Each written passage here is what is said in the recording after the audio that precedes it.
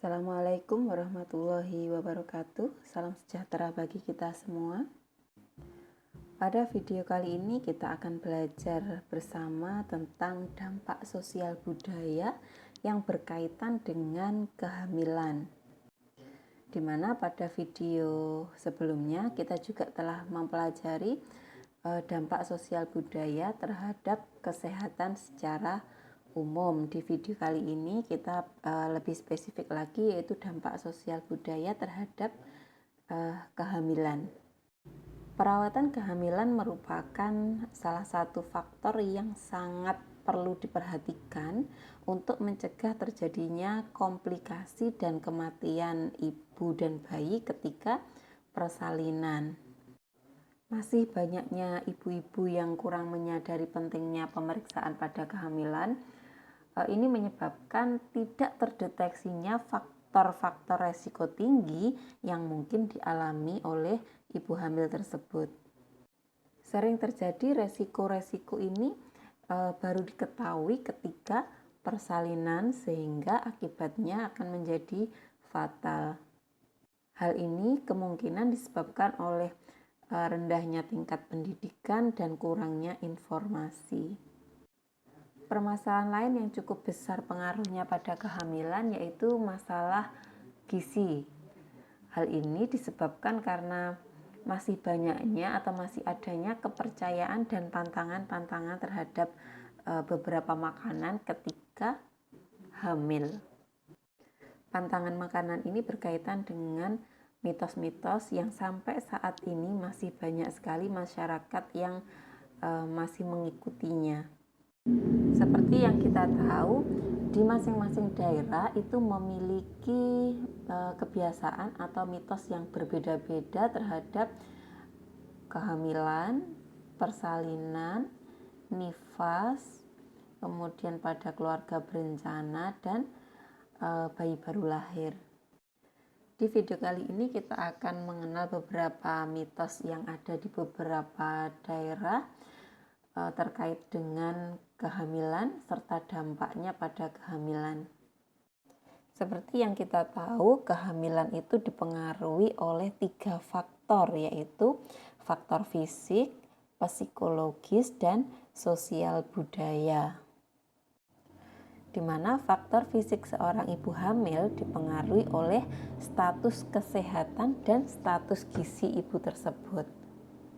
Sedangkan faktor psikologis ini dipengaruhi seperti stres yang terjadi pada ibu hamil, yang secara tidak langsung akan berpengaruh terhadap perkembangan atau berpengaruh terhadap gangguan emosi pada janin yang akan dilahirkan nanti.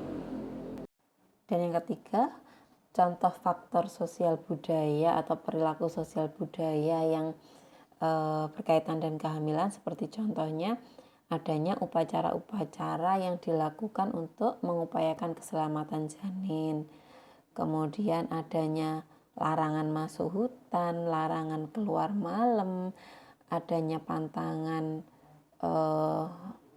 mengikat rambut, kemudian pantangan tidak boleh duduk di depan pintu, dan lain sebagainya. Yang pertama, kita akan mengenal beberapa mitos yang masih ada di masyarakat Bengkulu. Ibu hamil di daerah Bengkulu ini masih mengenal beberapa mitos, diantaranya ibu hamil tersebut selalu dipasangkan peniti. Hal ini dipercaya agar pada saat kehamilan tidak terjadi hal-hal yang tidak diinginkan. Kemudian pada usia kehamilan 7 bulan masih ada tradisi doa atau syukuran 7 bulanan. Kemudian ibu hamil itu juga di daerah Bengkulu tidak boleh makan buah durian, nanas, kemudian tape. Hal ini dikarenakan takut nanti ketika makan makanan tersebut anaknya akan keguguran. Kemudian juga ibu hamil itu tidak boleh duduk di depan atau di belakang pintu. Hal ini diyakini kalau ibu hamil itu duduk di depan atau di belakang pintu akan menghalangi jalannya persalinan. Kemudian ibu hamil tidak boleh menyalakan api di tungku. Ibu hamil apabila bepergian ini harus membawa jimat yang isinya barang-barang tajam seperti gunting kecil, kemudian ada pisau, empon-empon, dan lain sebagainya. Ada juga yang percaya bahwa kalau mau selamat, ibu hamil itu di bawah tempat tidurnya harus diberi sapu lidi yang dikasih cabai, bawang merah, bawang putih, dan lainnya. Berikutnya kita mengenal beberapa mitos yang masih ada di masyarakat Tahuna, Sulawesi. Sama dengan masyarakat Bengkulu, ibu hamil di daerah Tahuna, Sulawesi juga memiliki banyak sekali pantangannya. Di antaranya pada kehamilan trimester pertama dilarang memberikan pisang kepada orang lain karena ini dipercayai akan membuat anaknya nanti cacat. Kemudian ibu hamil dilarang makan daun kelor karena ketika melahirkan nanti akan terasa lebih sakit. Ibu hamil juga dilarang makan kepiting dan udang.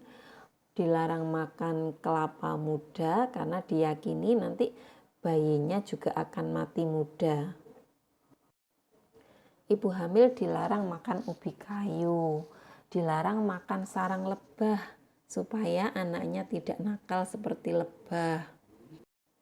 Kemudian juga ibu hamil tidak boleh makan pepaya dan nangka karena diyakini kedua buah ini tidak memiliki pantat sehingga nanti dikhawatirkan anaknya bisa lahir tanpa anus. Dan masih banyak pantangan-pantangan lainnya.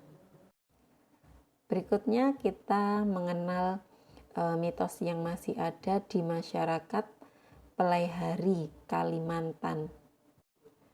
Ibu hamil di daerah Pelaihari, Kalimantan ini diharuskan makan 2 kali lebih banyak ketika hamil. Kemudian tidak boleh makan pisang ambon, nanas, dan durian. Selain itu juga tidak boleh makan daging kambing. Dan diyakini bahwa ketika hamil, apabila ibu hamil tersebut suka makan daging, tandanya akan melahirkan bayi laki-laki, dan apabila ketika hamil menyukai sayuran, maka dipercayai bayinya perempuan.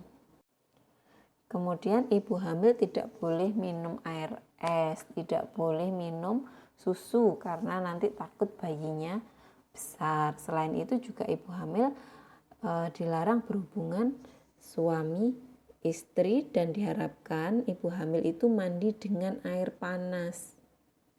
Harapannya supaya nanti persalinannya berjalan dengan lancar. Berikutnya kita mengenal beberapa mitos yang masih ada di daerah Jayapura, Papua. Berbeda dengan daerah Sulawesi yang memiliki mitos bahwa ibu hamil tidak boleh makan kelapa muda, di Jayapura di sini ada mitos bahwa kalau ibu hamil tersebut minum air kelapa dipercaya dapat mempercepat persalinan. Di daerah Papua kalau sulit untuk hamil maka ada mitos kalau dia mengadopsi anak maka dia akan segera hamil. Dan apabila wanita itu tidak cepat hamil, artinya wanita itu mandul dan dipercayai bahwa pria itu selalu subur. Kemudian untuk membuat wanita itu cepat hamil, di daerah Papua itu disarankan untuk olahraga renang dan jalan cepat. Selain itu harus berhubungan intim sesering mungkin di saat masa subur, dan ketika setelah selesai berhubungan maka si wanita itu agar cepat hamil kakinya harus diangkat ke atas. Itu tadi beberapa mitos yang masih ada di masyarakat Papua. Berikutnya kita akan mengenal beberapa mitos yang masih ada di masyarakat Jawa Di sini khususnya masyarakat Jawa Barat. Berikut beberapa pantangan yang harus dihindari ibu ketika hamil. Yang pertama, wanita hamil itu pantang atau dilarang duduk terlalu lama, kemudian dilarang mengejek orang cacat karena takutnya karmanya nanti mengenai anaknya sehingga anaknya cacat. Kemudian ibu hamil juga dilarang duduk di tengah-tengah pintu karena akan menghalangi jalannya persalinan atau jalannya bayi. Kemudian juga dilarang mematikan hewan, dilarang mandi terlalu malam, kemudian dilarang juga mengikatkan handuk di leher karena dipercayai ini nanti akan membuat bayinya juga terlilit tali pusat. Selain itu juga banyak pantangan makanan, diantaranya pantang makan ikan lele, kemudian pantangan makan pisang dempet karena ini dipercaya nanti bayinya akan dempet apabila kembar atau kembar siam. Kemudian pantangan makan kueni dan durian. Dan juga di Jawa Barat ini pada ibu hamil pantangannya adalah menginjak kotoran karena ini dianggap pamali. Nah, itu tadi beberapa mitos yang masih berlaku di beberapa wilayah. Bagaimana kita menyikapi beberapa mitos tersebut? Apakah semua mitos itu berdampak buruk terhadap kehamilan? Tentu tidak. Jadi mitos-mitos yang masih berlaku itu atau budaya yang masih ada di masyarakat itu ada dampak positif dan ada dampak negatifnya terhadap kehamilan. Dampak positifnya diantaranya ada beberapa nilai yang terkandung di dalam beberapa mitos itu, seperti misalkan masih adanya upacara adat. Di sini memiliki nilai-nilai antara lain adanya nilai kebersamaan, nilai gotong royong, nilai keselamatan, dan nilai religius. Nilai kebersamaan itu tercermin dari berkumpulnya sebagian besar anggota keluarga dan masyarakat dalam suatu tempat untuk makan bersama. Ini adalah wujud kebersamaan dalam hidup bersama di dalam suatu lingkungan atau masyarakat. Kemudian nilai kegotong royongan tercermin dari keterlibatan berbagai pihak dalam penyelenggaraan upacara adat. Mereka saling bantu-membantu demi terlaksananya upacara tersebut.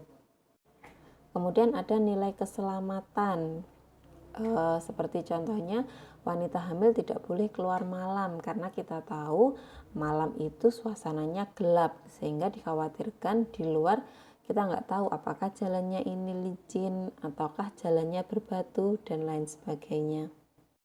Kemudian juga ada nilai religiusnya. Hal ini tercermin dalam adanya doa bersama yang dilakukan oleh kelompok masyarakat untuk mendoakan ibu hamil tersebut. Selain itu, sosial budaya juga memiliki dampak negatif terhadap kehamilan. Seperti yang kita tahu bahwa di beberapa daerah tadi masih banyaknya pantangan-pantangan terhadap makanan. Hal ini tentu akan berdampak terhadap status gizi ibu hamil tersebut. Nah, karena masih adanya dampak negatif dari praktek sosial budaya ini, maka disinilah tugasnya seorang bidan untuk memberikan edukasi terhadap ibu hamil di wilayah masing-masing supaya mitos-mitos yang memiliki dampak negatif itu tidak berlanjut kepada hal-hal yang membahayakan pada ibu hamil. Dalam hal ini, peran bidan adalah memberikan edukasi atau memberikan KIE kepada masyarakat. Karena ini berkaitan dengan budaya, sosial budaya yang sudah melekat di masyarakat tersebut sudah dari zaman nenek moyang, maka dalam memberikan KIE kita tidak semudah dengan memberikan KIE untuk edukasi yang lain. Maka di sini tugas bidan harus melakukan pendekatan kepada tokoh masyarakat dulu, kemudian bekerja sama dengan dukun setempat.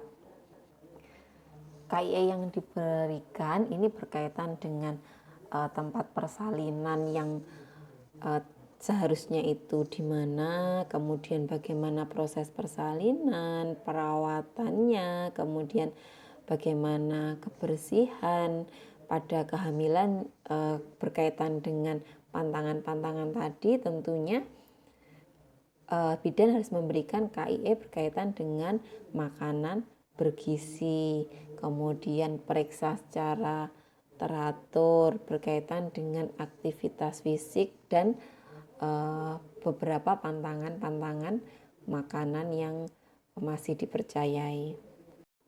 Selain itu, pemerintah juga memiliki beberapa program untuk menunjang keberhasilan dari program-program kesehatan ibu dan anak tersebut. Di antaranya upaya pemerintah yang sudah dilakukan adalah dengan membangun sarana kesehatan di setiap desa seperti Polindes atau yang saat ini Poskesdes, Puskesmas dan lain-lain. Kemudian menyediakan tenaga kesehatan yang kompeten dan memadai di setiap wilayah. Kemudian selain tenaga kesehatan juga fasilitasnya harus memadai dan berkaitan dengan pengetahuan masyarakat. Maka di sini pemerintah juga memfasilitasi terkait dengan health education atau penyuluhan tentang kesehatan dan menyediakan pelayanan kesehatan untuk masyarakat yang tidak mampu seperti jam kesmas, jam persal dan lain sebagainya. Sehingga dengan adanya kerjasama antara tenaga kesehatan, masyarakat dan pemerintah, maka program kesehatan ibu dan anak ini menjadi lebih bagus sehingga angka kematian ibu dan bayi di Indonesia dapat menurun. Demikian penjelasan tentang dampak sosial budaya yang berkaitan dengan kehamilan. Semoga video ini bermanfaat bagi kita semua. Terima kasih. Wassalamualaikum warahmatullahi wabarakatuh.